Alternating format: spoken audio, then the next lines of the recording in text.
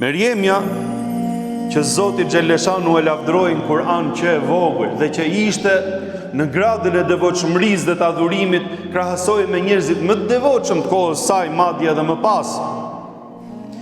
Allahu Xheleshanu ja lidhi zemrën dhe ja lidhi shpirtin me faltoren.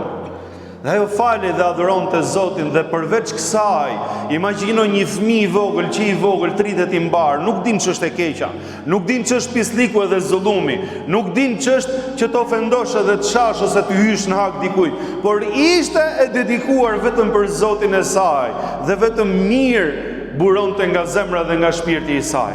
Allahu Xheleshanu imagjinon një devotshmëri të tillë engjëllore, e suporton të herë pas here me argumente, e suporton të herë pas herë me mrekulli cilat i tregonte dhe vinte Zekeria, profeti i Zotit alayhis salam, paqja e Zotit qoftë me të, dhe çuditej sepse shifte frutat e një stine në stinë tjetër, të cilat i konsumonte brenda pra aty në tempull ku ishte Merjemi alayhis salam.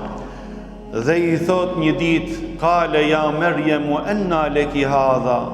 Ka qenë kohë tjetër atëherë para 2000 e pak vjet. Nuk ishte atëherë sistem serash siç ka sot dhe teknologji të avancuar që t'i bëjnë frutat në çdo kohë dhe t'i përzinë me njëra tjetrën.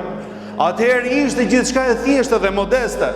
Dhe ishte shumë e çuditshme kjo që po ndodhte. Nga të vinë ty këto fruta o Merjeme, sepse këto nuk e kanë kohën tani. Qalet huwa min indillah. Thoshte Merjemi, ajo vajza e vogël dhe e devotshme. Thoshte ato janë prej Allahu Xheleshanuhu. Inna Allaha yarzuqu man yasha'u bighayri hisab. Allahu Xheleshanu i jep rrizike dhe i jep furnizime dhe i jep mirësi atij që don. E kur të hap Allahu Xheleshanu nuk ka kush e mban. Ma yaftahillahu lin-nasi min rahmatin fala mumsika laha. Kur ta shofësh diçka që ja ka bërë Zoti Xheleshanu mbar, kur do me ta hap Allahu, vallahi nuk ka kush ta mbyll. Gjithë bota më mundu, nuk ta mbyllin dot. E nëse ta mbyll Allahu Xheleshanu gjithë sebepet me i bë, kur nuk e hap dot më dhe kur nuk e hap dot mirësinë edhe derën e mirësisë, subhanallahu.